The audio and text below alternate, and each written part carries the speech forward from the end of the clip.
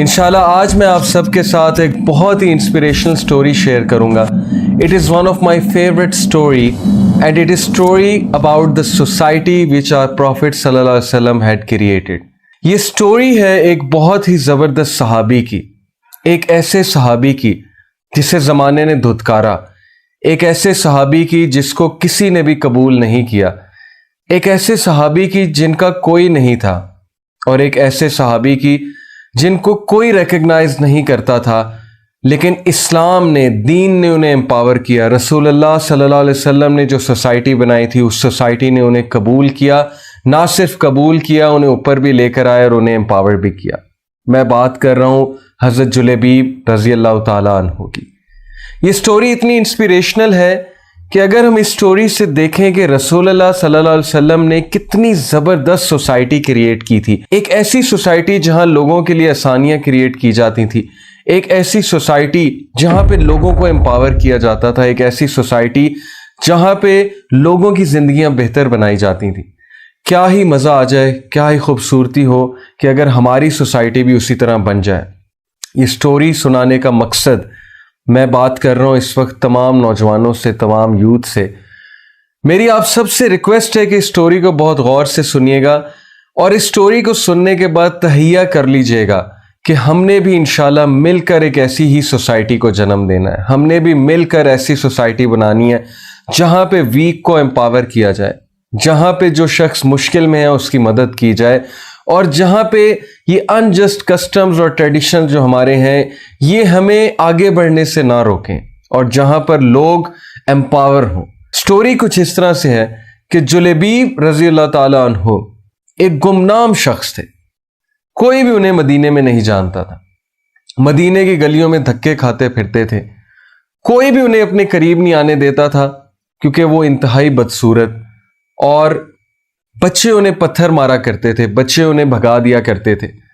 کوئی بھی انہیں ایکسیپٹ کرنے کے لیے تیار نہیں تھا، کسی کو نہیں پتا تھا ان کا حسب و نسب کیا ہے. آپ جانتے ہیں کہ جلیبیب رضی اللہ عنہ بہت ڈپریس رہا کرتے تھے، اور انہیں اپنا کوئی مقصد سوسائٹی میں نظر نہیں آتا تھا. انہیں نہیں پتا تھا کہ وہ کیوں پیدا ہوئے ہیں اور وہ یہاں پر کیا کر رہے ہیں.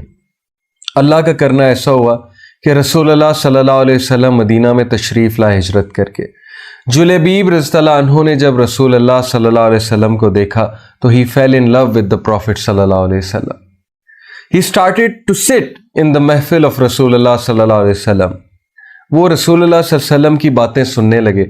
جیسے جیسے وہ رسول اللہ کی باتیں سننے لگے وہ باتیں ان کے دل کو چھوتی رہیں. ایک دن ایسا آیا کہ رسول اللہ صلی اللہ علیہ وسلم نے بھرے مجمع میں پوچھ لیا کہ جلیبیب کہاں پر ہے، کیونکہ رسول اللہ صلی اللہ علیہ وسلم کی نظر ہر ایک پہ ہوتی تھی. جلیبیب نے جب سنا کہ رسول اللہ صلی اللہ علیہ وسلم میرا پوچھ رہے ہیں، کتنے صحابہ وہاں پر موجود تھے، کتنے جید صحابہ وہاں پر موجود تھے.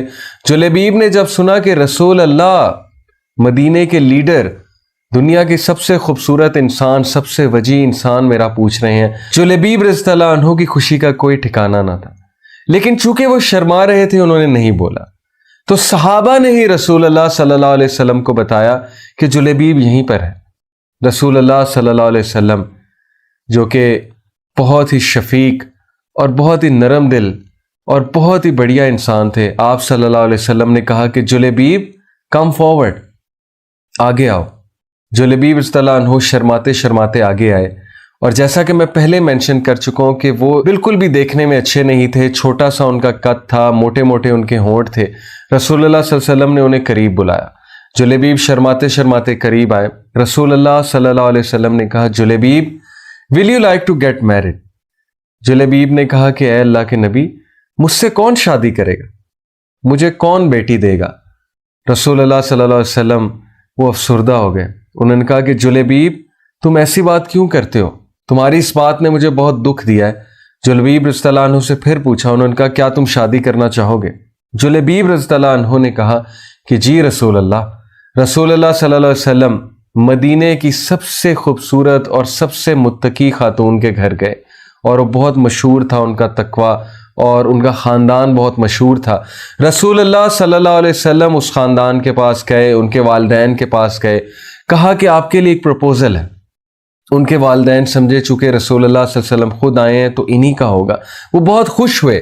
تو رسول اللہ صلی اللہ علیہ وسلم نے کہا کہ نہیں، جلیبیب کا پروپوزل ہے۔ ان کی جو والدہ تھی خاتون کی، وہ اسی وقت اپنا سر پیٹنے لگی کہ نہیں نہیں نہیں نہیں، پلیز کوئی بھی ہو لیکن جلیبیب نہیں، جلیبیب نہیں۔ رسول اللہ صلی اللہ علیہ وسلم نے کہا کہ جلیبیب ہے۔ وہ خاتون پردے کے پیچھے سے ساری بات سن رہی تھی اور اللہ تعالیٰ کی طرف سے وہ بہت متقی تھی۔ ان خاتون نے وہاں سے آواز لگائی، کہا کہ اے والدہ، یہ نہ دیکھو کس کا رشتہ آیا ہے، بلکہ یہ دیکھو لانے والا کون ہے، اور لانے والے رسول اللہ صلی اللہ علیہ وسلم ہیں۔ بردرز اینڈ سسٹرز، کیا آپ نے دیکھا ہمارے نبی صلی اللہ علیہ وسلم نے کتنی زبردست سوسائٹی کریٹ کی تھی، کتنی آسانیاں پیدا کی لوگوں کے لیے۔ کیا ان لوگ نے شادی کرنے سے پہلے یہ دیکھا کہ لڑکا کتنا کماتا ہے؟ کیا انہوں نے دیکھا اس کا حسب و نسب کیا ہے؟ کیا انہوں نے بہت زیادہ جانچ پڑتال کی؟ کیا انہوں نے فیئرز آف دا فیوچر سوچے؟ نہیں، انہوں نے کہا کہ نبی صلی اللہ علیہ وسلم کہہ رہے ہیں، اور جب نبی صلی اللہ علیہ وسلم نے کہا کہ اگر کوئی شخص تمہارے پاس رشتہ لے کر آئے اور اس کا دین اور اس کا کردار تمہیں پلیز کرے، تو پھر اگر تم اسے نہ کرو گے تو سوسائٹی میں بہت فتنہ پھیلے گا۔ یہ تھی وہ سوسائٹی، یہ تھی وہ آسانیاں جو ہمارے نبی صلی اللہ علیہ وسلم نے کریٹ کی، تبھی لوگوں کی زندگیوں میں سکون تھا، تبھی خالد بن ولید جیسے لوگ پیدا ہوئے، تبھی مجاہدین پیدا ہوئے، تبھی علماء پیدا ہوئے، تبھی بڑے ایڈمنسٹریٹرز پیدا ہوئے۔ آپ جانتے ہیں کہ جلیبیب رضی اللہ عنہ کی شادی اس خاتون سے ہو گئی، اس خاتون نے جلیبیب رضی اللہ عنہ کو قبول کیا، اس فیملی نے جلیبیب رضی اللہ عنہ کو قبول کیا۔ کچھ عرصے بعد جہاد ہوئی اور جلیبیب رضی اللہ عنہ تلوار ٹانکے جا رہے ہیں جہاد کے لیے۔ ان کے سسر نے انہیں دیکھا اور بہت ہنسے کہ تم کہاں پر جا رہے ہو بے وقوف انسان، تمہاری اتنی خوبصورت بیوی ہے، شکر کرو تمہاری شادی ہو گئی ہے، تم کہاں تلوار لیے چلے جا رہے ہو؟ تو جلیبیب رضی اللہ عنہ نے کہا کہ آپ کیسی باتیں کر رہے ہیں کہ آج میرے محبوب، وہ شخص جس نے مجھے جینا سکھایا، آج ان پر دشمنوں نے اٹیک کیا، کیا میں ان کی حفاظت کرنے نہ جاؤں؟ جلیبیب اٹھتے ہیں اور چلے جاتے ہیں۔ صحابہ دیکھتے ہیں جلیبیب کو آتے ہوئے۔ آپ یقین کیجئے اتنی قوت جلیبیب میں کہاں سے آئی، کہاں سے اتنی قوت آئی کہ جلیبیب رضی اللہ عنہ اکارڈنگ ٹو اے ٹریڈیشن انہوں نے 9 کفار کو مارا اور 10ویں سے لڑتے لڑتے وہ شہید ہو گئے۔ رسول اللہ صلی اللہ علیہ وسلم کو پتہ لگا، رسول اللہ صلی اللہ علیہ وسلم نے سب سے پہلے پوچھا کہ جلیبیب کہاں پر ہے؟ صحابہ نے کہا کہ اللہ کے نبی، جلیبیب اللہ کو پیارے ہو گئے۔ رسول اللہ صلی اللہ علیہ وسلم جلیبیب کی لاش کے پاس آتے ہیں، اس کی طرف دیکھتے ہیں اور آسمان کی طرف دیکھتے ہیں اور 3 بار یہ کہتے ہیں کہ I am from Julaybib, Julaybib is from me، I am from Julaybib, Julaybib is from me، I am from Julaybib, Julaybib is from me۔ My dear brothers and sisters، رسول اللہ صلی اللہ علیہ وسلم ہم سب کو کیا میسج دینا چاہتے تھے؟ رسول اللہ صلی اللہ علیہ وسلم ہم سب کو یہ میسج دینا چاہتے تھے کہ جس کا کوئی نہیں اس کا اللہ ہے، اس کا میں ہوں۔ جس کو سوسائٹی دھتکارے گی اس کو میں ایکسیپٹ کروں گا، جس کو سوسائٹی ریجیکٹ کرے گی اس کو میں عزت دلواؤں گا، جس کی زندگی میں مشکل ہے اس کی زندگی میں آسانی کریٹ کروں گا۔ یہ ہے سیرت ہمارے نبی صلی اللہ علیہ وسلم کی۔